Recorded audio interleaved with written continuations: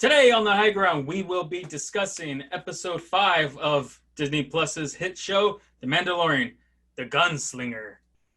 And she's got the high ground.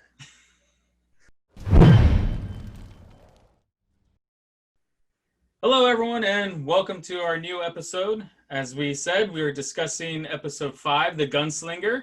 I am, of course, Adrian, and he is, of course, Cisco. All right, there we go. So, thank you guys for continuing watching our little reviews and recaps and all that stuff. We appreciate you. We really appreciate so it. much. A lot. So, let's just dive right in. Mm-hmm. So, last episode, Mando left Sorgan, and he was being chased around by, the bounty guys are coming around, scoping out people, all that stuff. Mm-hmm. And we dive right into this one, and he's being chased by another bounty hunter. Mm-hmm. Mm-hmm. This guy, Riot Mar. That's a cool name. It's all right. Yeah. Riot Mar. Like, what do you do in your life that either that's a nickname or that's like your mom gave you that name on your birth? I'm gonna guess that's his real name.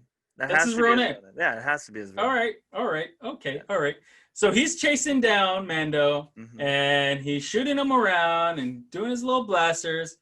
But Mando has a few tricks under his But he sleeve. got him pretty good. He was giving him a run for his money. He couldn't shake him off, and was almost had him.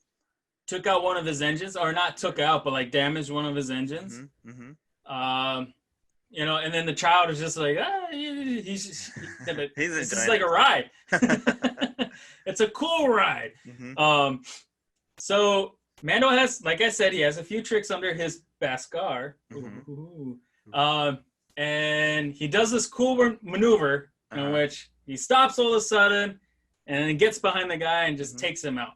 Before he does that, though, the Riot says, I could bring you in cold, or I could bring you in warm. I could bring you in warm, or I could bring you in cold. Now, that's Mando's line. Yeah. And he says that. He's like, that's my line. Yeah. How does Riot know that? Is that like a guild thing?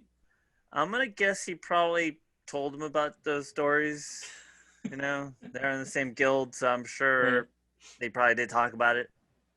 Imagine if that's like a guild thing, like Grief is like, don't forget, you got to tell your guys that this and that before you either kill them or you take them in. Yeah.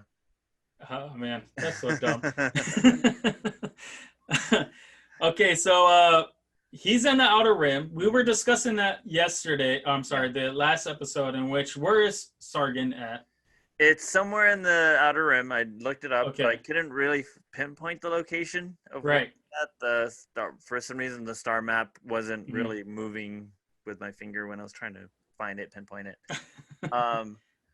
So it's somewhere in the Outer Rim, and it has to be somewhere somewhere in the vicinity of of our favorite planet, Star Wars' favorite planet. It's Star Wars go-to planet. There we go. Everyone loves this planet. I do like a couple of scenes and movies and reminiscing about it, but I'm a little tired of it. We are, of course, talking about Tatooine. I never get tired of Tatooine. You don't ever get tired of Tatooine? No, I feel like there's still so much to explore in that world. Is it because it's Skywalker planet? That's where it all started. That's like the first planet. That's where it started, and that's where it ended. We meet Luke, and that's how the adventure started. With R2D2 and C3PO. So I can't really hate that planet. It gave us an adventure that we're still talking about it today. So. Okay. I can't hate on that planet. I just hate sand and heat. Mm-hmm. I'm like Anakin. I do not like sand, and I especially do not like heat. Mm-hmm. So like two suns, sand everywhere. Mm-hmm. Not my thing. So I'm not too good. I'm more of a Sargon, Endor kind of guy. Naboo maybe. Yeah, that sounds kind of nice, but not Tatooine. Isn't Anakin also from Tatooine? Yeah. He was born in Tatooine. Yeah, so he's a native Tatooinean. Yeah, the Skywalker family originates from Tatooine. Okay.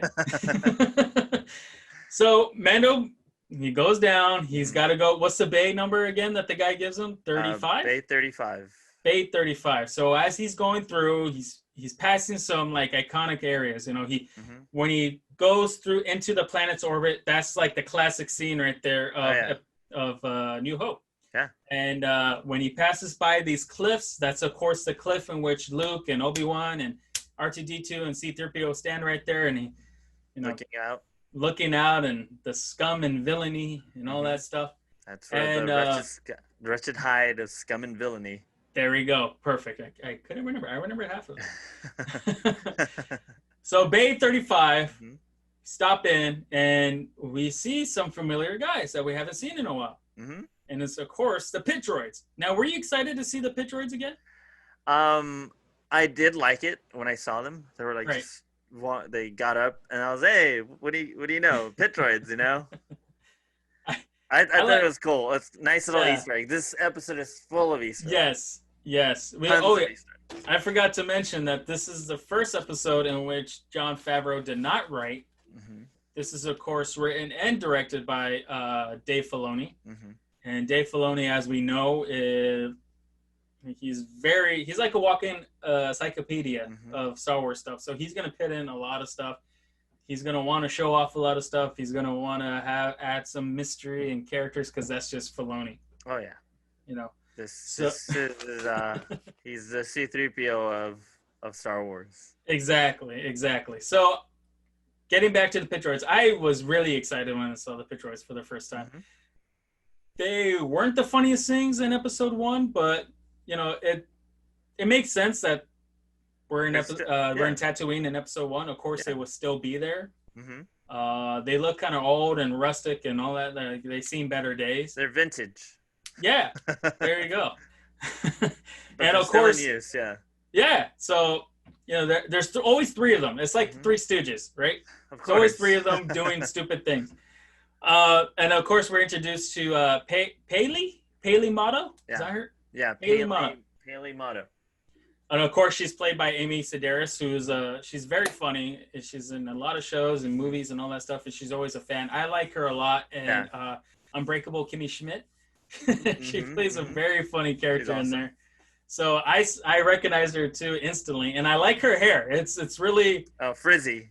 It's very frizzy, which I'm assuming. It's very Aliens. Yeah, like Ripley's, right? Exactly. Yeah, so Ripley. She's dressed like Ripley too. Is she? Yeah. I didn't catch that. Like the way she's dressed, she's very Ripley-ish. Oh. Okay. All right. I liked her in this whole entire episode. Like she, of course, she's a comedic actress, so a lot of her lines were funny, and she plays it really well. So I was happy to see her. Okay. Are you happy that we're back at Mos Eisley? Oh yeah, definitely. I love Mos Eisley. The last time we saw it, Mos Eisley's was in episode 4, right? Okay, so in episode 1 and episode 2, when they're in Tatooine and they meet Anakin and the Bones of Eve, all that, that's not Mos Eisley. That's Mos Espa. Correct. Okay. That is Mos Espa. Okay, all right. Very familiar. Yeah. Very similar. They did reference it in the show too, in The Mandalorian. They did. Okay, they did talk about that. Okay, so this is a little outpost that has some starports, and I'm assuming like Mos Espa is a bigger city. It has an arena, has all this other stuff. It has its own like sports teams and all that. So I'm assuming this is just a little crappy town. Yeah. And then that's the bigger, nicer. Mos Eisley is more of a space sport.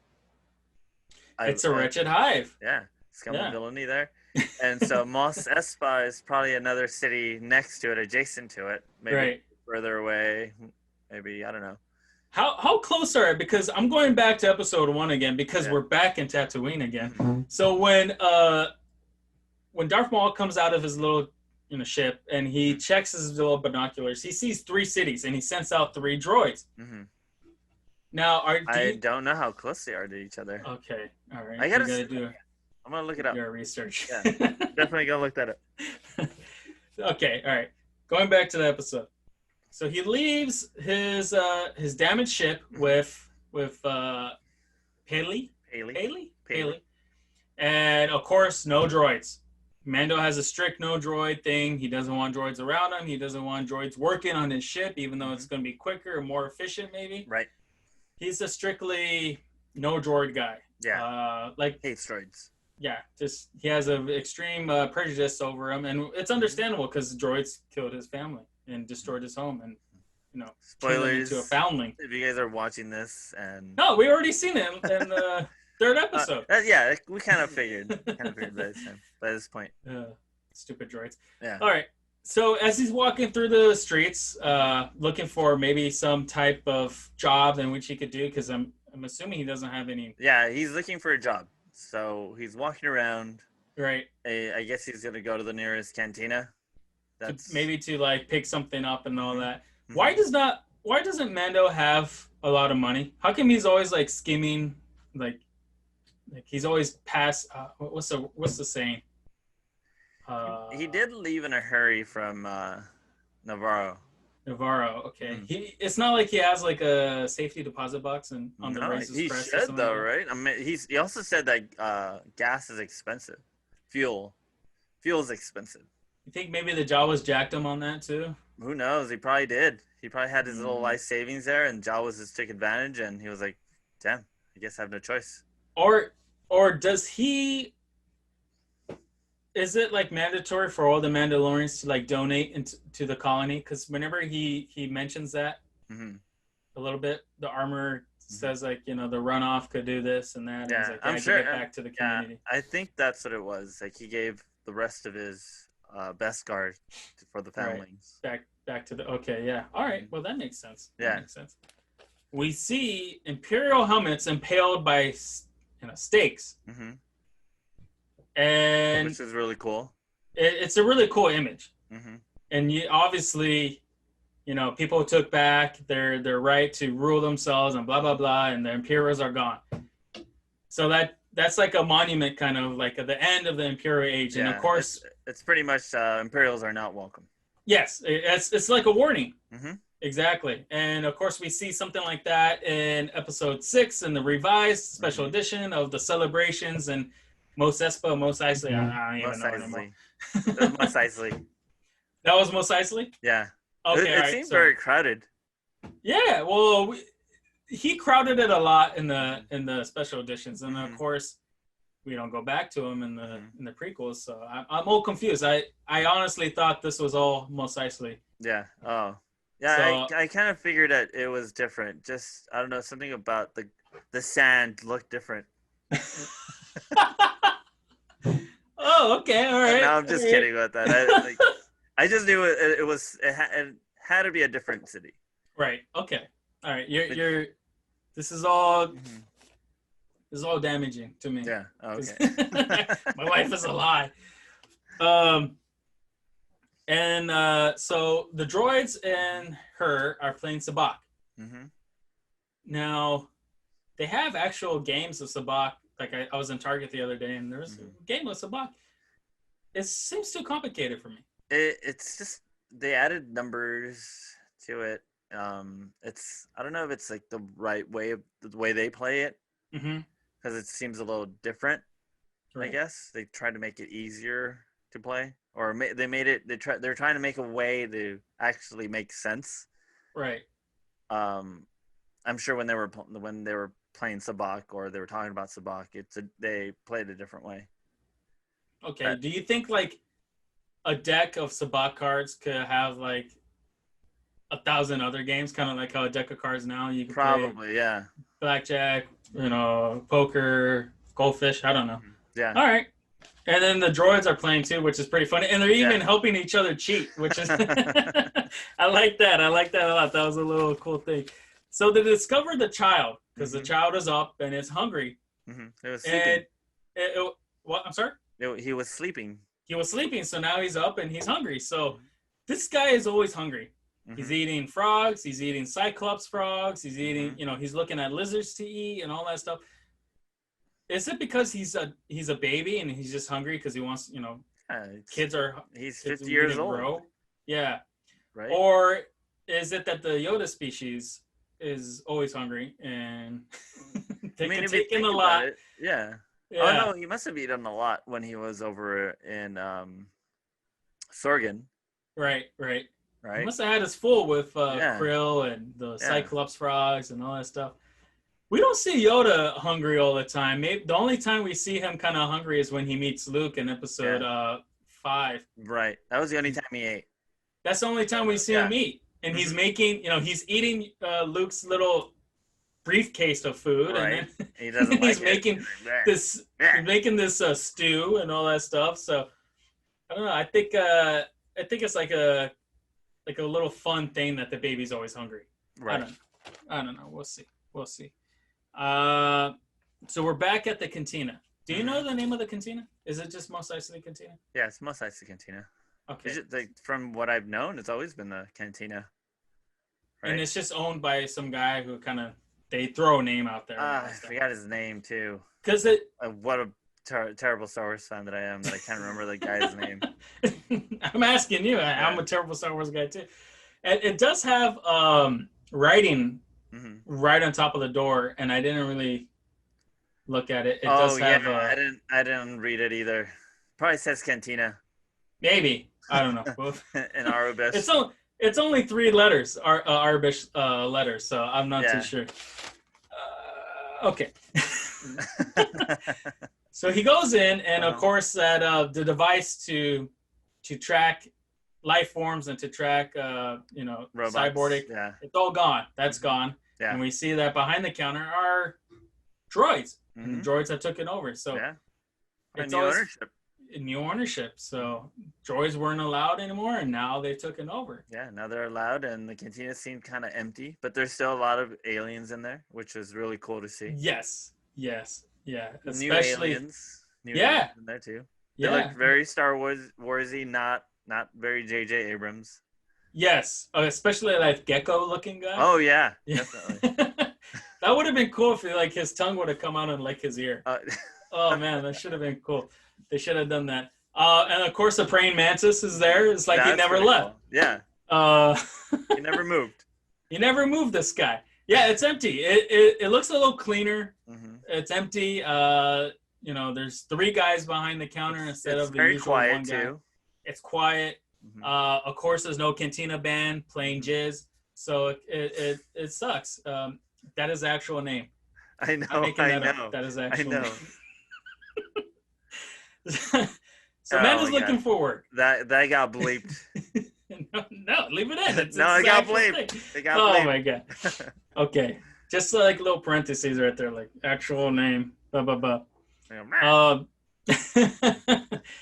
Mando's asking the bartender droid, which is I have it here, EV 9D9. And these guys we've seen their kind before. Yeah, they were in Return of the Jedi. Return of the Jedi. Jabba's palace. He was that torture guy who was the torture chamber. And I don't think he was a torture guy. He was more of the guy in charge of signing the slaves? Robots. Robots and the robots. Yeah. Oh, okay. Like where they needed to go, and because he seemed very like on top of things. Yeah, always liked his voice too. Yeah, this is one of my favorite Star Wars voices. Yeah.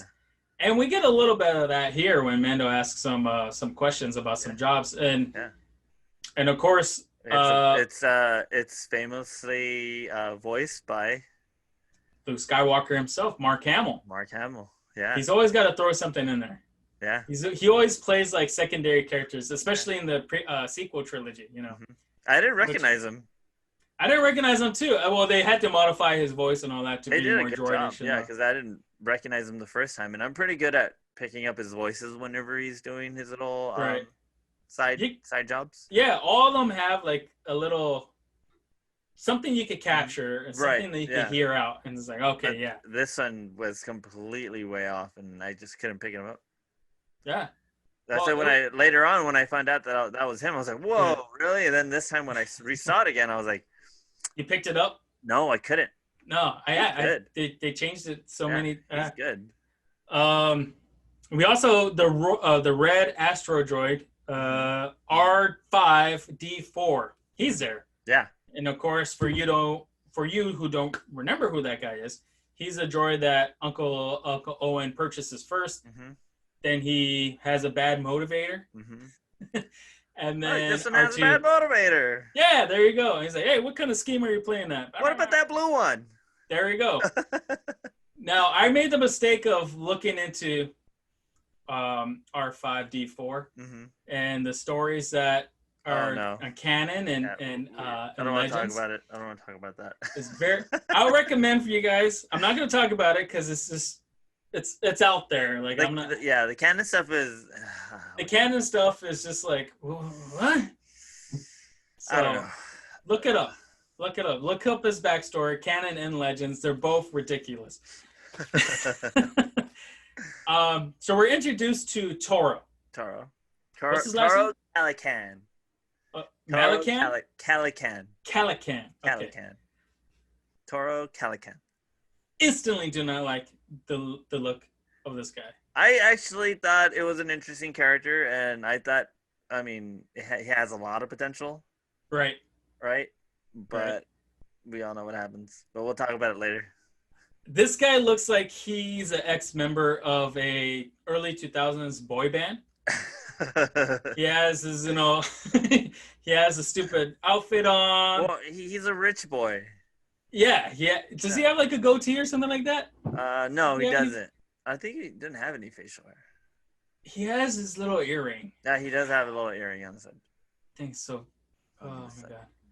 Okay, so when we first see him, I noticed this, and it doesn't really come back at all during the episode or even in the rest of the series, that he's holding a medallion or he's holding a coin that has the Rebel Alliance insignia on it.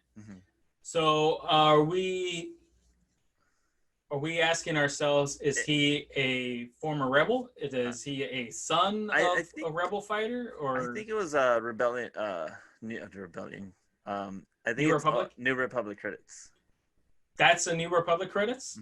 They're not going to look like the old credits, the Republic. I think they want to make them different because he was playing with it kind of like a coin, like what you would do with a coin.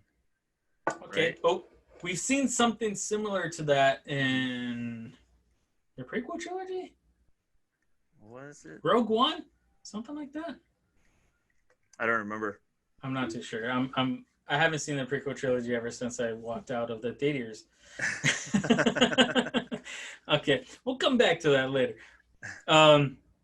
So it seems like he's in the same booth where Han Solo was famously shot Greedo. Right. I tried to look in the background if there was like any like carbon blasts or anything like that. Yeah, no, I think they cleaned them up.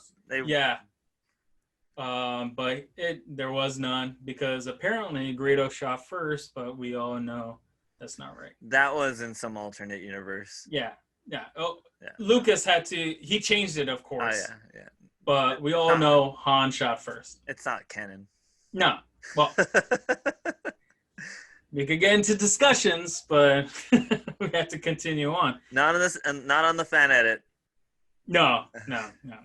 Absolutely not. The fandom edit. The fandom. So Toro overhears him that he needs a job and he needs some money and he needs help because this is his first job. This is his first job. As a bounty hunter. He's a rookie, and he's a confident rookie somewhat. Oh, yeah. And the worst thing that he goes to, his first bounty is one of the worst ones he could go for. Exactly. When he throws down that puck, and Mando knows instantly who she is. Oh yeah. Because she's a badass, an Imperial and Hutt assassin. It's Ming-Na Wen, which is a badass as it is. Oh yeah. Voice of Mulan.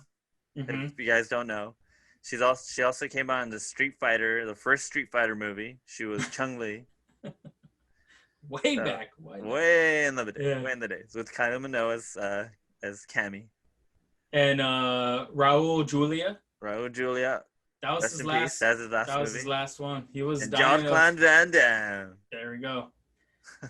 Not the best of movies, but if you like cheese, 80s cheese. Oh, it's 90s cheese. It's 90s cheese. Yeah, it's 90s cheese. Oh my god. Yeah. Okay. Really cheesy. It's a extra cheese pizza. I still have that taste in my mouth, that cheesy. Oh my god. Yeah. Okay. Well, I don't know where he gets this idea that he could take on her. Yeah. As his first assignment. He's not even a member of the guild. We find out later. No. Mm-hmm. He's not even a member of the guild. But he wants in. He wants into the guild. He wants in. So seems like he's a desperate guy who he wants to take on a good bounty so he could get some street cred. Yeah, he's in it for the glory, not for the credits. He's not. He doesn't care about the cash. That's where I kind of assume he's loaded. You know. He's kind of like a rich kid. Yeah, it's a spoiled rich kid, and he just wants to make a name for himself in the new Republic. Who knows what his main goal was? But we're never gonna find out now. He's somewhere in some canyon. Beggar's Canyon. Beggars can't be choosers. There you go. So Mando's like, all right, this guy is obviously no help. But I'm gonna have to take on the assignment because he needs pay. He needs He needs some credits. He needs to pay off the hangar. Correct. So he devises a plan. He's all right. Get 2 bikes and meet me here and blah blah blah. Mm-hmm. All right. We're back at the hangar and of course, he's looking for the child. He's all frantic. He's like a parent losing a kid. Of course, he's gonna be scared and all that. Oh yeah.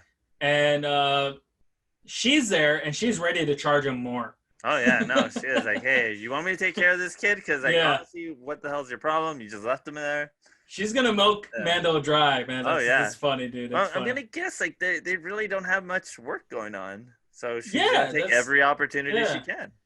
I don't know. We see in Mos Espa packed and, a lot of work, but Mos Eisley, well, like, I'm guessing Mos Eisley used to have a lot of, clientele at one point, and then it just, after the Empire fell, not a lot of people will go there, and then also like the Bounty Hunter Guild doesn't operate there anymore. That's true. Yeah, I don't know what happened there. I would assume.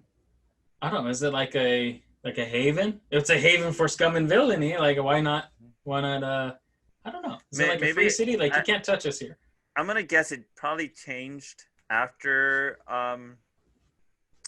the Empire fell. Right. I'm sure maybe the Republic has a lot to do with what's going on there. But isn't Tatooine owned by the Hutts, as Banaka knows? It should be in Hutt space. Right. Mm-hmm. But who knows? They haven't really touched on the Hutts since last time. Episode 6. When Jabba the Hutt died. Yeah. Spoilers. Come on. All right, so Toro does what he's asked of, and he brings these 2 bikes. Now, how does he bring 2 hover speeders? I'm telling you, he doesn't need the money. He's rich, so he has a lot of money. He's like, you know what? Hey, look what I got. He does it very quickly. Yeah. But how does he physically? He has to ride one. Is he holding on to the other one? He probably has the other one. He probably has the other one on neutral. And then he probably chained it along. Right. Parked them right next to each other. I'm going to guess that's what happened. I don't know. These are questions that need answers. Maybe for another time. Another time. I hate that. That's so stupid. Just answer it, damn it. For another time. They were going to answer, but then they cut it off. Yeah. Yeah. Yeah. All right. So they're driving out to the desert in search of Fennec. It sounds so much to director Fennec. Yeah. Yeah. Krennic. I don't know. Fennec. Fennec. Oh, it's Fennec and director Krennic. Yeah. Okay. And he's over here somewhere. He's right there. I don't know if you can see him. Oh yeah, there he is. There. And then right behind him, you can't really see him. That's a Death Trooper. Yeah, his loyal bodyguard. K2SO right there, and I have Darth Vader. Boom. I can't wait for us to do that. Rogue One movie. Yeah. I can't wait either. Good. Oh, we have to get to Solo first. Okay. So it's pretty cool. It's pretty cool, seeing that. I would probably want to go to Tatooine to do that. Right. Kind of like, the dirt biking and all that stuff. Probably just cruising around on my speeder. That'd be cool. Yeah, definitely. That'd be fun. It seems like it's a blast. And they're like cruising down with their bikes, going down the sand dunes. It kind of seems like they're in competition with each other a little bit, who can go faster and all that. But of course, Mando wins. Oh yeah, of course. But he stops. He stops them. He tells them to stop, and they stop, and he's like, "Well, why are we stopping?" And then they're like way out in the dunes. He sees 2 Banthas and some Tusken Raiders. And of course, what the Sand People do so very well is that they sneak up on them.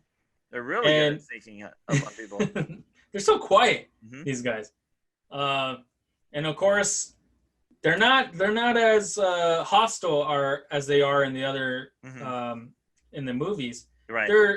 These guys apparently are negotiators. They're gonna be like, okay, let's bargain, let's do this. Well, it seemed more like they were ready to, like they were waiting to see what they were gonna do. Because Mando spotted them miles away, so he knew that they were there. Yeah, exactly. Yeah. So they sneaked up on Toro because he was too busy looking at the Banthas and talking shit about him. Just like how they did that. They did the same thing with Luke. Yeah, exactly. So it could rhyme, That's the rhyme. So George Lucas quote. We don't really hear them that much in their speak. You don't hear the. They do sign language. Yeah, which was awesome. That's probably one of my favorite parts in the whole episode. Yeah. How it's so subtle, very small, but the way it communicated and the way they were talking to each other, Mando with the Tuskens, it gave me more of a perspective and more like kind of like the way Mando had respect for the Tusken Raiders. Because he says himself that they're the locals. Yeah, they're the original inhabitants, which they are. Them and the Jawas. Them and the Jawas. So we've seen outer world Jawas. Do we see outer world Tuskens? I don't think so. I think the Tuskens love their planet, and I think they love their ways. So I don't think they would want to leave their home world. They're just staying there. They don't like the fact that their world is overrun by outworld people, like aliens. So they want to get rid of them, but they can't at that point. So it's like, we don't like you type of thing. Went down a rabbit hole there. I like that. Yeah. Oh yeah, I got dark. Well, so they negotiate for passage to their passage of their lands, and of course the new binoculars. That was their credit. Is the payment? That's what they wanted. Yeah. And of course, Toro's like, those are brand new. I'm like, all right, dude. You can afford new ones. So they run into this dewback, and we haven't seen dewbacks in a while. And I like the kind of up close, newer design. Oh yeah. And of course, there's a fallen other bounty hunter there, which Mando's does he send the kid out or he checks it himself? He says he wants to send the kid. Right. But then the kid's like, no, I don't trust you. Whatever. Yeah, you go do it. Okay. And then he goes. I'm like, all right, fine, whatever. I'll go and check. Okay, that's how it is. Yeah. So he goes. Yeah. And of course, we get a blaster shot out of nowhere. It was a trap. It was a trap. It was a trap. It was a trap. And Mando knows the range. He knows the type of blaster she's using and all that stuff. Like Mando knows a lot, and of course he should know a lot because I'm pretty sure he was trained in this. He got hit hard. Yeah, he got hit really hard on the shoulder. Yeah, he was saying that it was a very special bullet, and I think if he wasn't wearing his Pascal armor, he would have been toast. He would have been completely gone. Big giant. And so he says, okay, we're going to stay here for the night. Yeah. And in the night we'll move around and we'll try to get her. Yeah. And then Toro's like, why not? What makes you believe or what makes you think that she's not gonna leave? Mm-hmm. And then he says, she won't leave. She's got the high ground. She's got the high ground. A toast to you guys. Thank you. Cheers. That's it. The high ground. That's the end of the episode. Thank you guys. No, of course not. Come on. And that's it for our show. Don't forget to like, subscribe, and hit that bell for notification. Oh, wait. Not yet? No, not yet. We got a little bit more. Oh, okay. A little bit more. We should have ended it there. Ended at a high note. On a high note? Ended at a high ground. High ground.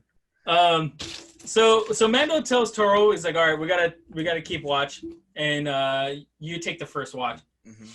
So Toro waits and he's watching around, and the suns go down, and he's like, okay, it's your turn. Mm-hmm. And he kind of course, Toro's a kid. He has, Well, he tells him that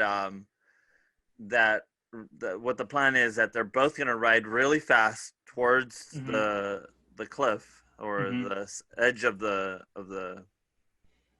mountain. The ridge. The ridge, yeah. Yeah. They're gonna go as fast as they can, and they're gonna shoot. They're gonna be shooting flares one at a time. So she can't. She can pinpoint exactly her scope. And it's funny because before they do that, Toro's like, okay, it's your watch. And then Mando's like, no, we're going to move out. Toro just spent the whole day watching, and then now he doesn't get to rest. Mando gets to take a nap. Yeah. And I just like how Mando has like no respect over this kid. Oh, no. He's like, no. He's showing him the ropes. Yeah. Yeah. He's being mean to this kid, but and the little kid's like it. Like trying to like wake him up by pointing his gun at him, and Mando's trying to be just like a sling shooter, a gunslinger. Mando's just looking at him like, yeah, whatever. Yeah. I can take you out so easily. Are you done? He says.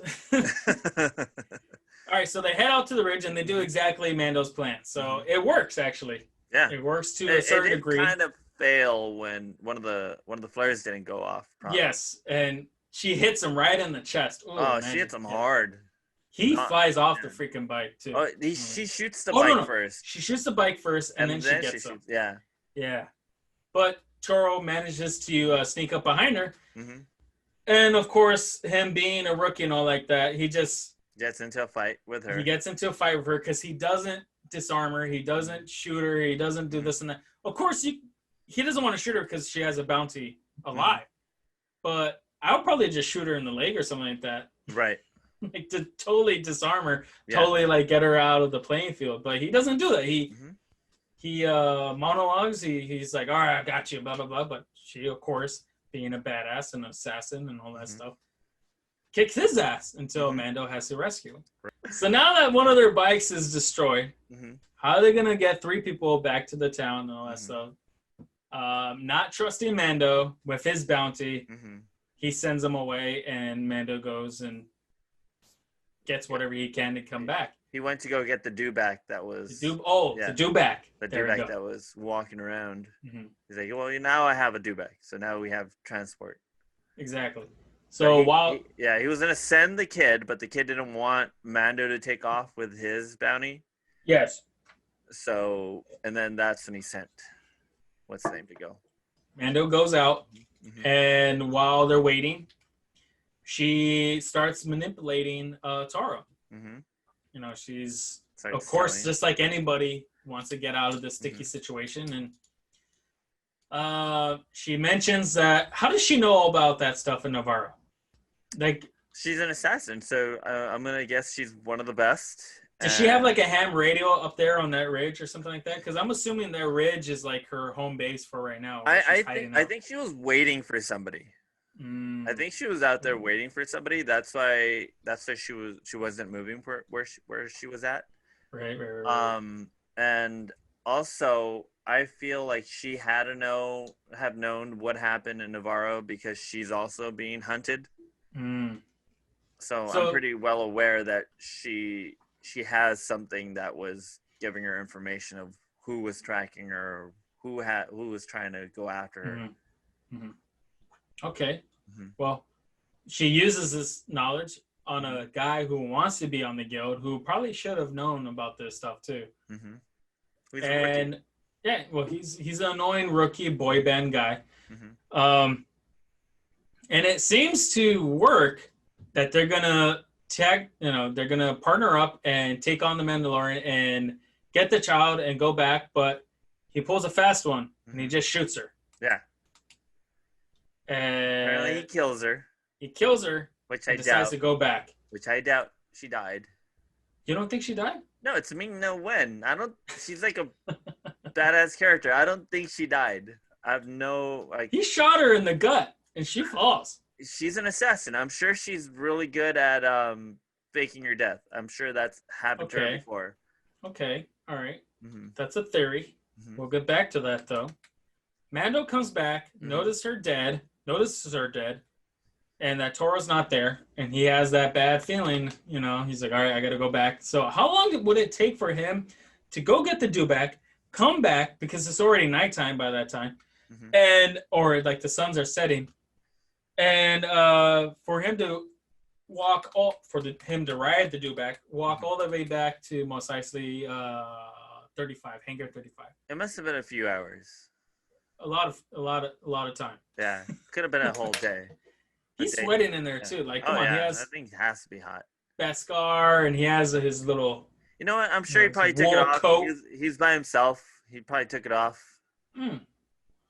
Here we go. Okay. He won't show his face to anyone. It's the dunes. No, he does. I'm sure he knows. Yeah. The only people in the dunes are people who are wearing masks themselves, or dead people. Yeah. Exactly. Or maybe he has a couple fans inside his mask, keeps him nice and cool.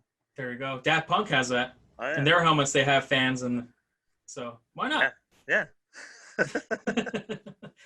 So he gets back to Hangar 35, and of course Toro is already beat him to it. He's already beat him to it, and he's holding the child and Amy Sedaris hostage.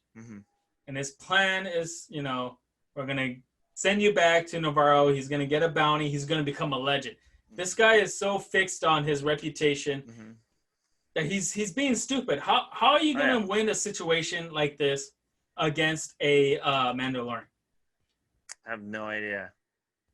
He's an idiot. He's overconfident. He's overconfident. He feels like he has the upper hand against Mando. Right. But in reality, he doesn't. No. So it kind of backfires on him. It does backfire on him in a really bad way. It backfires on him to his chest. So Mando, of course, uses his flare, disarms, or he doesn't disarm him, but he moves around and he shoots him, and bam, that's it. End of Toro. Him. Yeah. So happy that we're not going to be able to see this guy again because I did not like him so much at all. I was hoping that he would have survived, but he's dead. He's all dead. No way. Yeah. He's right there with like the Marquez sisters. Like, no, thank you. Your time here is done. Right. Okay, whatever. Filoni has a very good way of writing hateable characters. I'm not too sure if he does that on purpose or it's just it turns out that way. You're right. I don't know. Yeah, no, this character, he was very annoying, but I liked him. I thought he was a much better character than the Marquez sisters. Okay. Nothing could be as bad as Marquez sisters. If you guys don't know what we're talking about, of course, Disney Plus's new season, the final season of Clone Wars, there was a 3-episode arc on there, and Ahsoka with these 2 space Puerto Rican looking people, and they were the Marquez sisters, and it was a terrible arc. Do not like it. Waste of time. We'll probably end up getting to it at one point in the future. It's going to be a hard day. I'm not looking forward to that. It's one of the best seasons, but when we get to it, that was yeah, okay. So Mando pays his debt. Of course, he uses the Toro's pocket. Toro's money, yeah. Yeah, and he pays his debt and he flies off because the ship is all fixed and ready to go. And that was the end of the Mandalorians episode, but there was still more. There's still more. So back to her dead body on the ridge, Fennec's dead body, which I don't think she's dead. She may not be dead. I'm not too sure. I don't know. She's still in the same position. You think she would have moved around? It's like, oh yeah, they're gone, and she like walked around. I don't know. Maybe she was again laying there like a possum and was waiting for somebody. Plain dead. Plain dead. So a cloaked. He's like cloaked, right? He has a cape or something. He has a cape, and we hear some spurs. Spurs, yes. Walking up to and checking on her. And Fennec. So, opening the speculations, who do you think this is? I have a strong suspicion that it's Boba Fett. Okay. Just because the spur sound. You know, Boba Fett had those same spur sounds over in Empire Strikes Back. When he was walking. They added those too, yeah. So the fact that this character had that, and he is very mysterious. It's in the Mandalorian show, you know. Classic Filoni, dude. He wants to throw something in there that we're never going to talk about in the rest of the season again, just so we could be like, oh, what is it? So yeah, I think that's going to be Boba. Okay. I could probably say I am 90% chance. That's a 90% chance that is Boba Fett. 10% chance that I'm wrong. What we already know. I'm probably wrong. What we already know about the cast and all that stuff for episode season two. It's a high possibility. But okay, yeah, I'm gonna agree with you. Hopefully, it is Boba Fett, and they have like a good story, a good, realistic, believable story on how he escaped the Starlight. Right. But that's for another episode. Another episode. All right, so that was the end of the episode. What do you think about this? Do you like it? Is it up there with the top dogs, or is it down below? Like, how do you feel about it? I like this episode. I thought it was better than the last one. So much better than the last one. I mean, the last one, it is very traditional story, very samurai, very Japanese samurai, traditional story. This one was more of a Western type of story, where like desert, Gunslinger by the name of the title. I enjoyed it a lot more.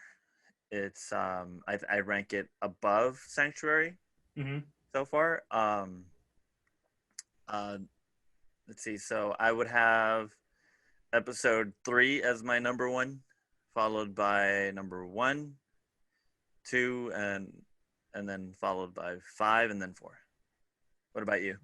I'm going to have to agree with you there. And apparently everyone believes that this is the lowest one, the lowest ranking on IMDb. Right.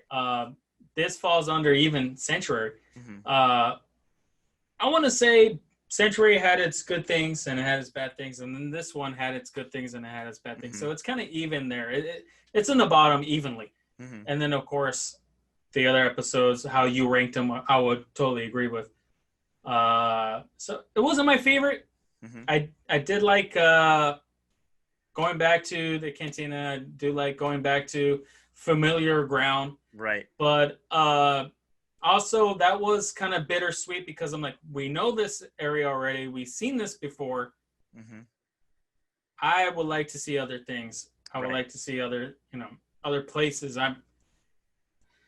Tatooine, like I said, love it or hate it, we've seen it in all the Star Wars shows.